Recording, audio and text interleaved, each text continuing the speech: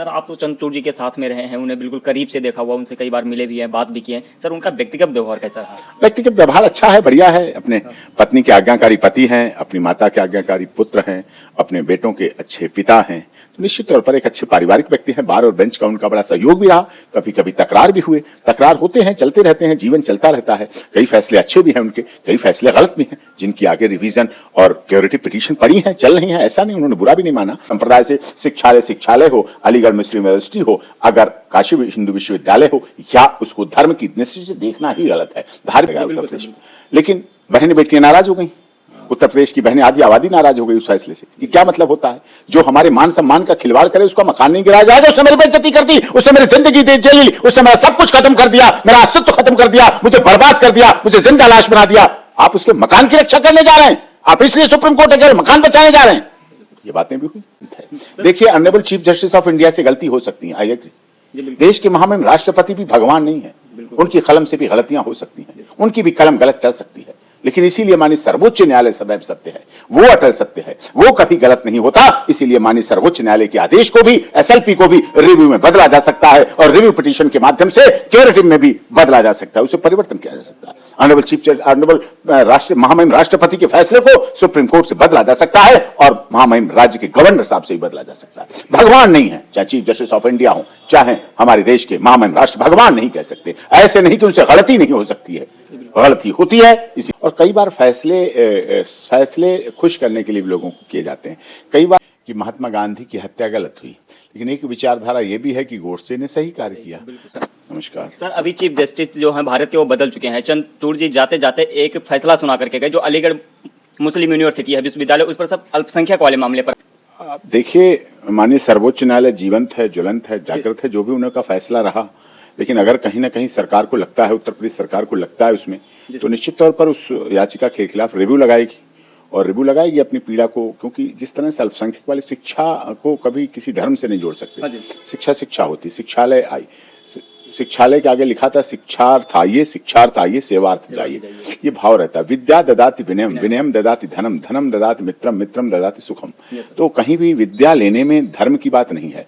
लेकिन उन्होंने अलीगढ़ मुस्लिम यूनिवर्सिटी को एक अल्पसंख्यक को इस तरह से अलग बना के रखा है, जबकि होना नहीं चाहिए ऐसा। एक भावना नहीं थी, जब बना होगा तो इस भाव से नहीं, शिक्षालय के नाम से। हाँ, एक इस्लाम को मानने वाली कम्युनिटी ने शिक्षालय के नाम पे कुछ कंट्रीब्यूट किया, तो वो है, वो बहुत अदा कदा ही मिलता है, बहुत मुश्किल से मिलता है। जबकि मदन मोहन मालवीय ने क्या क्या कष्ट किए थे वाराणसी काशी विश्वविद्यालय को बनाने के लिए, और इस तरह से विश्वविद्यालय बने शिक्षा के क्षेत्र में। राजा महाराजाओं ने बड़ा योगदान दिया। उस समय के तत्कालीन व्यापारी वर्ग जो है, धनाढ्य वर्ग है, अमीर वर्ग है, उसने अपने दान की पद्धति को शिक्षा से जोड़ा। भूखे को सन्मार्ग सिखाओ, पूजा के 12 फूल होते हैं। डरे हुए को अभय दान दो, शोकग्रस्त को आश्रय दान, और विद्या रहित को विद्या सिखाओ। तो विद्या जिसको नहीं मिल पा रही, उसको विद्या दान करना एक भाव था। और इसी भाव के तहत शायद अलीगढ़ मुस्लिम यूनिवर्सिटी और सब स्थापना हुई। और उसमें किसी धर्म से, अल्पसंख्यक से नहीं जोड़ना चाहिए। लेकिन माननीय सर्वोच्च न्यायालय का फैसला कहीं ना कहीं उनकी अपनी भाव था, उनकी अपनी भावना से दिया गया। हम ये नहीं कह सकते पूरी तरह गलत है, लेकिन शायद समकालीन परिस्थितियों के अनुकूल नहीं था, और इस समय ऐसे फैसले से बचा जा सकता था या टाला जा सकता था, ऐसा हो सकता था। लेकिन अब उन्होंने जो फैसला दिया है हमारे देश के honourable chief justice of India, और अब रिटायर भी हो गए, उनका फेयरवेल भी हो गया, अब नए ऑनरेबल चीफ जस्टिस आ भी गए हैं, आज शपथ भी ले ली है, और सब कुछ हो गया है। तो अब इसलिए, लेकिन वो फैसला कई मायनों में गलत भी है, कुछ लोग उसे सही भी मानते हैं। क्योंकि इस देश में दो विचारधाराएं चलती हैं। इस देश में एक विचारधारा कहती है पानी उतनी है, आधा गिलास खाली है। एक विचारधारा कहती है आधा गिलास भरा हुआ है। एक विचारधारा ने यहां तक एक बहुत बड़ी विचारधारा चली कि महात्मा गांधी की हत्या गलत हुई, लेकिन एक विचारधारा यह भी है कि गोडसे ने सही कार्य किया।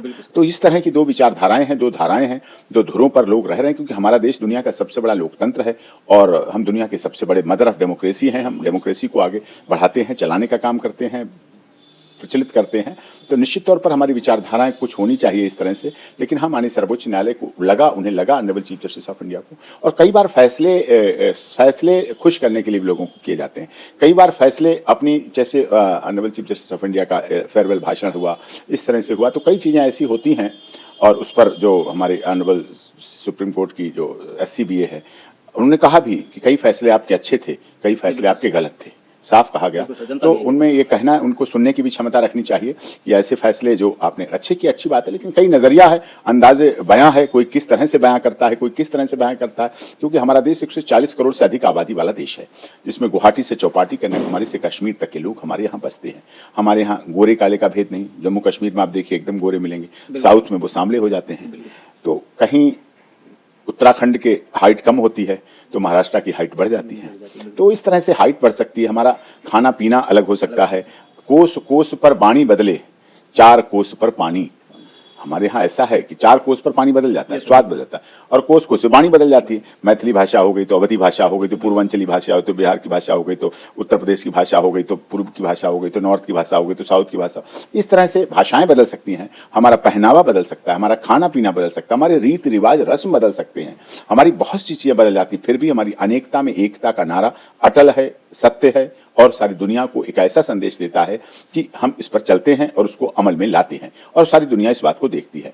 लेकिन माननीय सीजेआई का फैसला ये शायद कुछ लोगों को अच्छा नहीं लगा, कुछ लोगों को अच्छा लगा, अपना अपना है। लेकिन अगर उत्तर प्रदेश सरकार को लगता है कि इसमें कुछ खामियां रह गई, तो हमारा संविधान सर्वोच्च है, हमारा संविधान जीवंत है। देखिए, honourable chief justice of India से गलती हो सकती है, आई एग्री। देश के महामहिम राष्ट्रपति भी भगवान नहीं है, उनकी कलम से भी गलतियां हो सकती हैं, उनकी भी कलम गलत चल सकती है, लेकिन इसीलिए माननीय सर्वोच्च न्यायालय सदैव सत्य है, वो अटल सत्य है, वो कभी गलत नहीं होता। इसीलिए माननीय सर्वोच्च न्यायालय के आदेश को भी, एसएलपी को भी रिव्यू में बदला जा सकता है, और रिव्यू पिटीशन के माध्यम से क्यूरेटिव में भी बदला जा सकता है, उसे परिवर्तन किया जा सकता है। ऑनरेबल चीफ जस्टिस, ऑनरेबल महामहिम राष्ट्रपति के फैसले को सुप्रीम कोर्ट से बदला जा सकता है, और महामहिम राज्य के गवर्नर साहब से भी बदला जा सकता है। भगवान नहीं है, चाहे चीफ जस्टिस ऑफ इंडिया हो, चाहे हमारे देश के महामहिम राष्ट्र, भगवान नहीं कह सकते। ऐसे नहीं कि उनसे गलती नहीं हो सकती है, गलती होती है, इसीलिए हमारा संविधान चलायमान है, चलता है। लेकिन सर, बहुत से लोगों का कहना है कि यहाँ पर कि सीजीआई जी ने ये जो कार्य किया है, फैसला लिया, या सिर्फ एक समुदाय को खुश करने के लिए किया। हो सकता है, मे बी हो सकता है। देखिए, जब कोई बात आती है तो कई बार बातें निकलती हैं।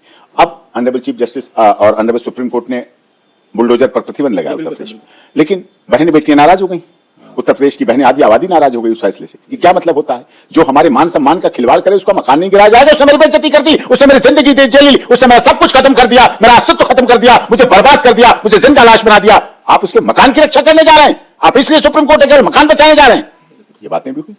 महिलाएं अपनी क्या कहोगे? कहीं कोई कुछ कहता है, कहीं कोई कुछ कहता है। किसी को अच्छा, जिसका मकान टूटता है उसको बुरा लगता है कि मेरे बेटे ने अपराध किया, मेरे लड़के ने अपराध किया, मेरे भाई ने अपराध किया, मेरे चाचा ने अपराध किया, मेरे ताऊ ने अपराध किया, मेरे भतीजे ने अपराध किया, मकान क्यों टूटे? उनका अंदाज ये है, उनका बयान ये है, उनकी सोच ये है, उनकी समझ ये है।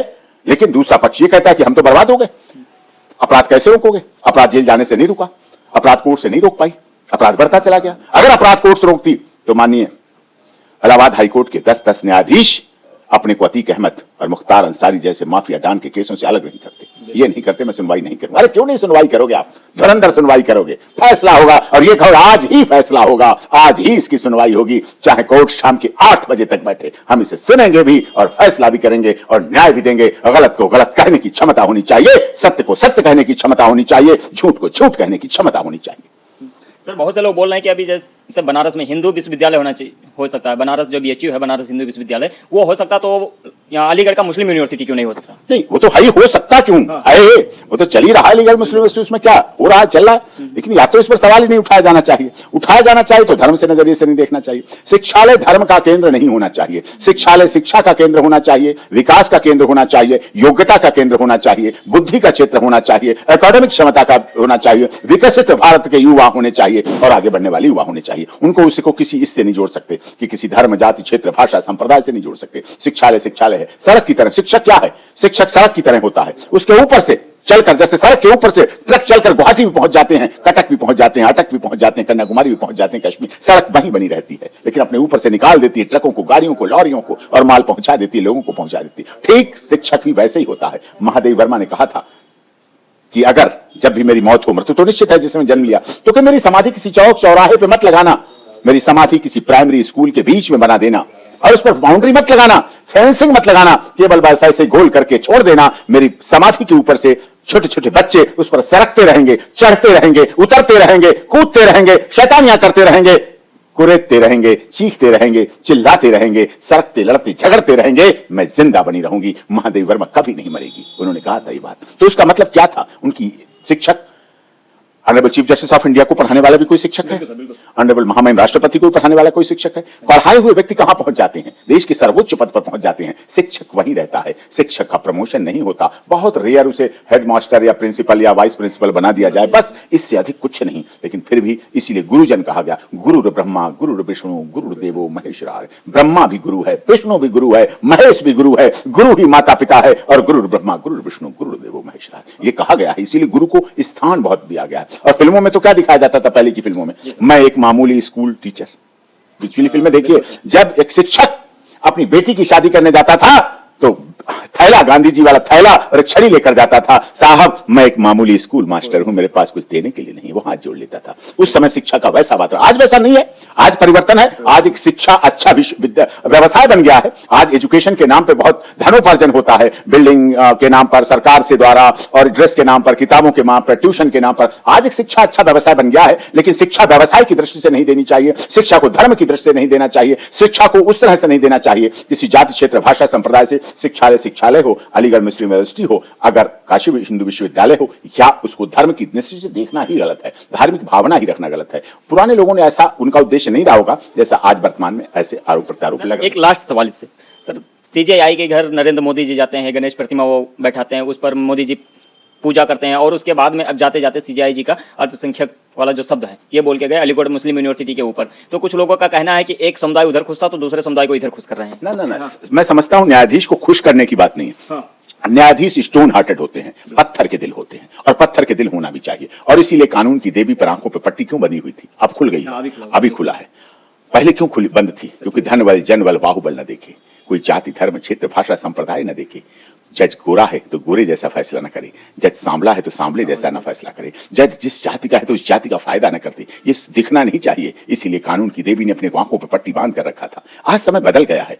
अब उन्हीं आंखों से हमें देखना है कि धनबल जनबल बाहुबल वाला कहीं कोई फायदा तो नहीं ले जा रहा है, कहीं कोई लाभ तो नहीं दे जा रहा है, कहीं कुछ ऐसा तो नहीं जा रहा है। तो ये भाव भी है। लेकिन हाँ, कानून की देवी की आंखों से पट्टी बंधी है तो निश्चित तौर पर हमारे देश के माननीय न्यायाधीशों का महत्व, उनकी जिम्मेदारी, उनका विश्वास और आम जनता का भरोसा बढ़ जाता है। क्योंकि छोटे से व्यक्ति भी जब कहीं कोई झगड़ा होता है, लड़ता है, वो क्या कहता है? I will see you in court. मैं तुम्हें कोर्ट में देख लूंगा, तुम्हें मैं ये कोर्ट में देखूंगा। कोर्ट पर भरोसा है, उसे अदालत पर भरोसा है। इसलिए माननीय न्यायाधीशों को, जो हमारे देश के इस योग्य हैं, हमारे देश के माननीय न्यायाधीश 24 घंटे में 18 घंटे काम करते हैं। लोग देखते हैं कि कोर्ट में बैठ के काम होता है, ऐसा नहीं है। फैसले चैम्बर में लिखाए जाते हैं, फैसले घरों में लिखाए जाते हैं, घर पर काम करते हैं, चैम्बर में काम करते हैं, डायस के अलावा भी बहुत काम करते हैं। रास्ते चलते हमने फ्लाइट पे जाते हुए न्यायाधीशों को फाइल पढ़ते हुए देखा है, हमने गाड़ी में जाते हुए न्यायाधीशों को अपनी फाइलें पढ़कर देखते हुए देखा है, देखते हैं, गौर करते हैं और उसके बाद फैसला देते हैं। और निश्चित तौर पर हमारा देश विकसित भारत बन रहा है। और तभी हमारे देश के माननीय प्रधानमंत्री नारा भी देते हैं, सबका साथ, सबका विकास, सबका विश्वास और सबके साथ न्याय भी। न्याय होना चाहिए। और हम लोग अपनी याचिकाओं में लिखते हैं, in the interest of justice, न्याय हित में ऐसा होना चाहिए। वो फैसला जो सर्वजन हिताय, सर्वजन सुखाय हो, जो बहुजन हिताय, बहुजन सुखाय हो, जो वसुधैव कुटुंबकम का नारा लेके चले और सर्वे भवन्तु सुखिनः सर्वे सन्तु निरामया का भाव लेके चले, जो कि सबके लिए फायदेमंद हो, सबके लिए। देखिए, जब न्याय आप करते हैं, जब एक फैसला करते हैं, Mahatma Gandhi father of nation ने कहा था कि जब आप फैसला करते हैं तो आप उस फैसले के प्रभाव को कैसे आंकेंगे?